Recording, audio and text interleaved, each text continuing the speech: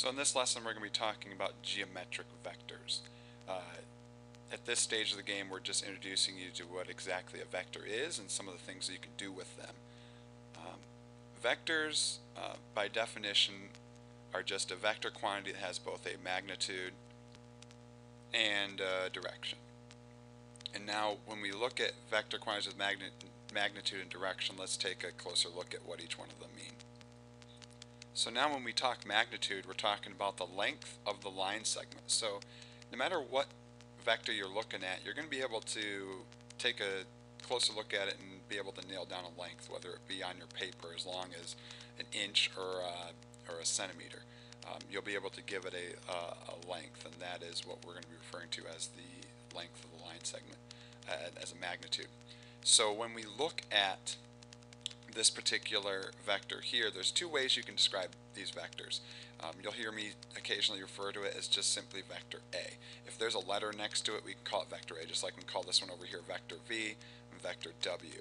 If there are letters attached to both endpoints of the ray, you could also refer to it as vector P, Q. Notice that the vector harpoon goes over both P and Q, and one thing to also pay attention to is the fact that P is mentioned first and Q is mentioned second. Do not mention this vector as being QP.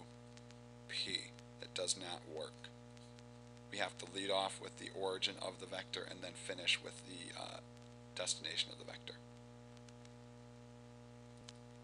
Now when it comes to the direction of the vector, make sure that you notice that all these four vectors here have a different direction, and it's okay for a vector direction to be any angle between 0 and 360. The key to finding that angle on the vector is making sure you find the angle that's made between the positive x-axis and the vector. Now what do they mean by the positive x-axis? Well, if you see this coordinate plane I have right here, this being the x-axis and this here being the y-axis, when they talk about the positive x-axis, they're talking about this side right here.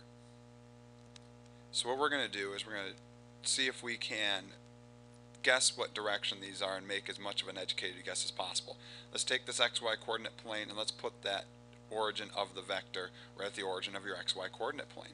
So now as you can see here, now we have the positive x-axis and we can make that angle now with the vector. And as we examine now the angle here, we can make a pretty decent guess as to how many degrees it may be.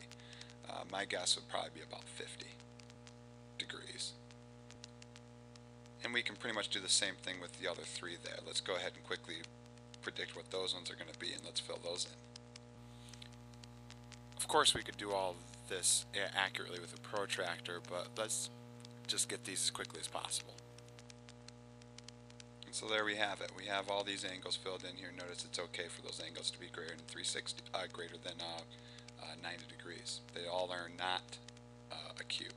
Some can spin around that xy axis even more. Two vectors are going to be equal to each other if they have both the magnitude and the direction being the same. If they have both of those in common, then you have equal vectors. So you can see here vector W and vector T are equal because they have the same length for both and they also have the same direction for both. Notice these ones here, vector W and vector V, are not equal. They may have the same magnitude, but they definitely do not have the same direction. So you can look right here and start to pinpoint which two vectors are equal. Can you see any pairs there? Certainly vector U and vector V look like they're equal. What else are equal? It definitely looks like vector Z and vector Y are also equal. Vector X and vector W aren't equal just because they have different lengths, even though they have the same direction. So those are not equal.